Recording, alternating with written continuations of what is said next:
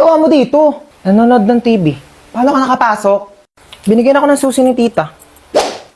Ah, oo. Para makapasok na siya kaagad at hindi na mag-antay sa labas. Kawawa naman. Ay, ang taray. May sarili na siyang susi. Tapos pag ako, kailangan ko pa umakyat ng gate para makapasok ng bahay. Ano bang inaarte-arte mo dyan? Iabot mo naman. Bumili ka na lang ng coke doon. Di naman tayo nagkukook dito Ako. Nag-request ka pa. Ikaw bumili. Ayan, luto na ang adobo.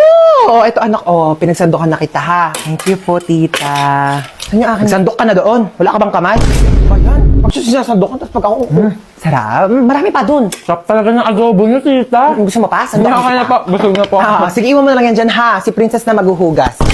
Utusam pa. Tita, uwi na po ako. Yun uuwi na rin sa wakas. Bakit? Uwi ka na, ayaw mo na dito? Ay, hindi po ako nakapagdala ng damit. Ay, naku, hindi naman problema yan. Binilhan na kita ng mga damit.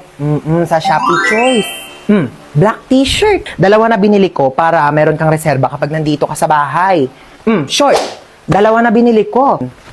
Medyas. Balita ko raw, paborito mo si SpongeBob. I-search nyo lang ang Choice Hands, then click the Shopee Choice banner, and ayan, napakaraming products dyan ko lang nabili lahat yun. Napakamura pero sobrang ganda ng quality.